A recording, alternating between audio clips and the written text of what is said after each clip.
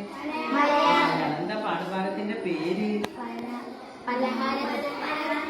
പലഹാരം ആണോ? ഓക്കെ. നീല നീലമേഘങ്ങൾ കൂടുകൂട്ടുമാകാശം നീയേ നീയേ നീയേ